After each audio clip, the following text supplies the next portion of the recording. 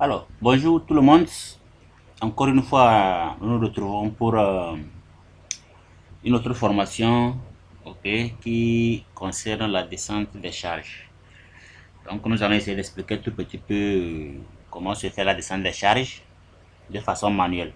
La plupart des gens utilisent les logiciels pour travailler, mais ils ne savent pas exactement comment ça fonctionne.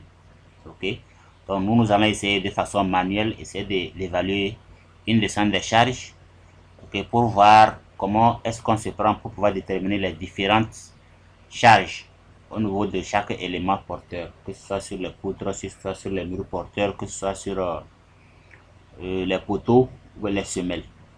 Ok, parce que tout le monde est sans savoir que ce sont ces charges-là qui permettent de faire le dimensionnement. Tant qu'on ne connaît pas l'ampleur de ces charges, voilà, il sera difficile de pouvoir faire le dimensionnement de ces éléments-là. Donc, sans plus tarder, on va passer directement à notre application. Donc, ça, c'est une application que j'ai pris comme ça en passant sur le net pour essayer de vous expliquer un peu. Il y en a beaucoup de personnes qui me demandent comment ça se fait, comment on fait, comment on fait. Donc, j'ai décidé de faire un petit tutoriel pour vous montrer comment est-ce que ça se fait. Ok, voilà. On dit le calcul doit se faire pour chaque catégorie de charges. C'est-à-dire que les charges permanentes, exploitation, les charges accidentelles, voilà, neige, vent, séisme, voilà. Donc ça, nous tous nous le connaissons, ok. Alors répartir les charges sur les porteurs horizontaux. Alors les porteurs horizontaux, c'est quoi? Ça peut être les poutres, ok, les murs porteurs, les voiles, ça c'est les autres. Et qu'est-ce que j'ai dit? Et répartir les charges sur les porteurs horizontaux. Les porteurs horizontaux, c'est les dalles, ok, c'est les porteurs qui sont horizontales. Ok, les poteaux, les murs, ça là, ça c'est des charges, ça c'est des porteurs verticales. D'accord? Voilà. Donc il faut répartir les charges sur les éléments porteurs. Les planchers sont des répartisseurs de charges. Ok? Donc, alors, nous avons deux types de répartition des charges pour les dalles. Nous avons donc deux catégories de portée. Ok? Donc, lorsque nous avons une longueur, la petite largeur LX et la grande largeur et la longueur LY, lorsqu'on fait le rapport LX sur LY et qu'on trouve une valeur qui est inférieure à 0,4, là on dit que la dalle porte dans un seul sens, comme vous le voyez ici. Donc si je prends un exemple, par exemple que je prends, je sais pas trop, hein. Ok, voilà, je pense que c'est ça. Alors j'ai ici LX ici, j'ai ici LX et puis j'ai la LY.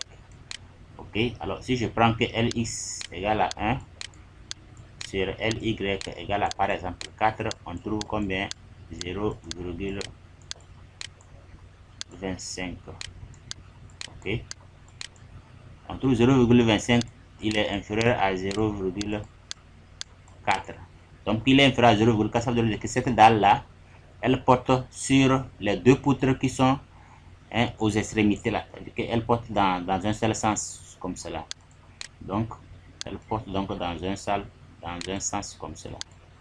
Ok, ça veut dire que cette poutre qui est ici, ok, cette poutre là qui est ici là, cette poutre qui est ici, d'accord, elle va prendre donc la moitié donc de la charge que cette dalle là transmet, d'accord. Donc toute cette partie de la dalle revient à cette poutre là, toute cette partie revient à la poutre. Ok, et maintenant la seconde partie aussi va revenir donc à l'autre poutre, donc c'est la même chose, donc ça prend la moitié, d'accord, voilà. Et donc comme ça prend la moitié, si on veut faire donc le schéma statique, c'est ce qu'on va voir ici. Ok, donc on aura donc la poutre en question qui est là, ok, et puis on va voir donc les charges qui vont être exercées sur cette poutre là. Donc ça c'est les appuis, ça peut être les poteaux, bien voilà, je sais pas trop, si c'est un mur, ça c'est le semelle, je ne sais pas trop, ça c'est ce que c'est les appuis, d'accord. Donc ça dépendra de ce que la conception donne. Ok, donc voilà. Alors elle peut aussi porter sur deux sens au cas où on a LX sur LY qui donne qui soit supérieur ou égal à 0,4. Donc là-bas je prends un exemple ici comme ça, Je prends donc un exemple. Si je fais LX qui est égal à 5, LY qui est égal à 7 par exemple, 5 divisé par 7, nous sommes à 0,71. 0,71 est supérieur à 0,4. Donc ça voudrait dire que la dalle porte dans les deux sens. Et donc dans le sens de la grande portée, voilà comment la répartition donc des charges se font. Nous avons donc les charges trapézoïdales. Là-bas, ça ne prend pas la dalle à moitié-moitié. Non, non, non. Que ça prend ça dans un angle de 45 degrés. Ok. Donc voilà comment ça se répartit. Et donc si on va venir voir le schéma statique ici, donc c'est la deuxième dalle qui est là.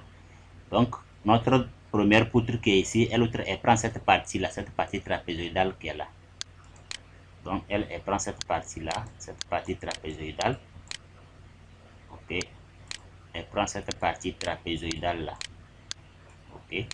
Alors la deuxième dalle aussi, la deuxième poutre qui est ici.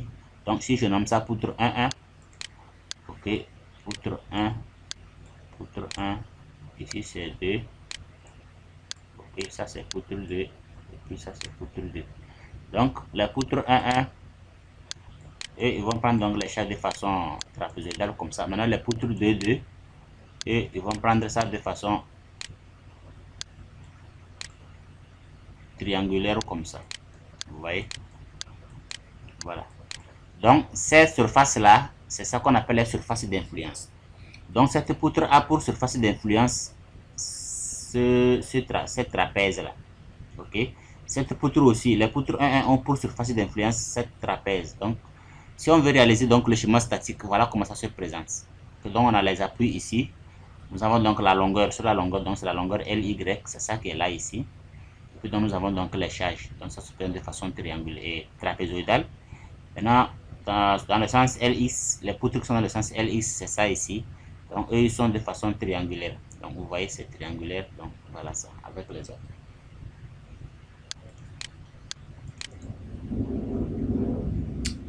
Alors, donc, voilà ça qui est là. Donc on va poursuivre.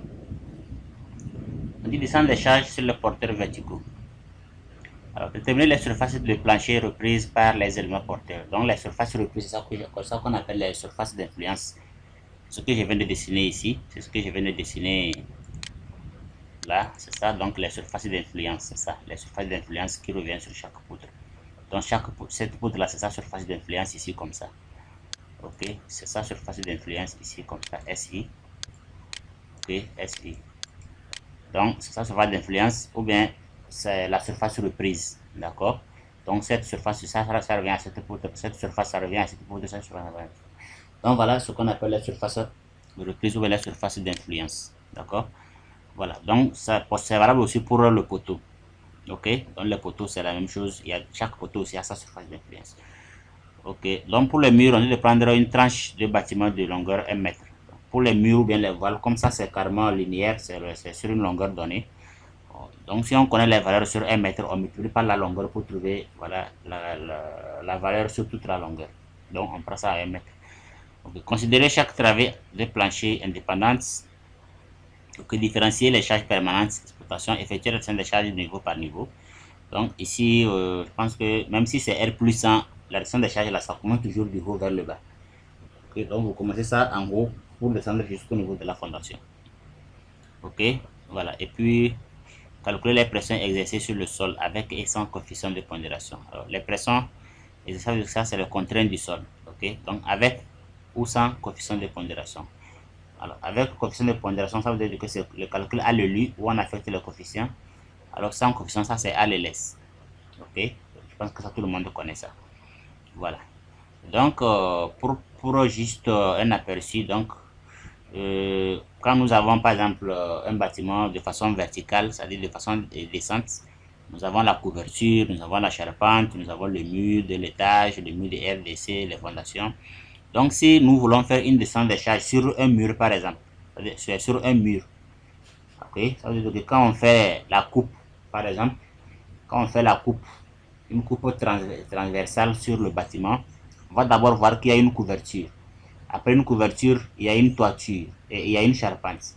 Après la charpente, il y a un mur, le mur de l'étage, ça veut dire que la charpente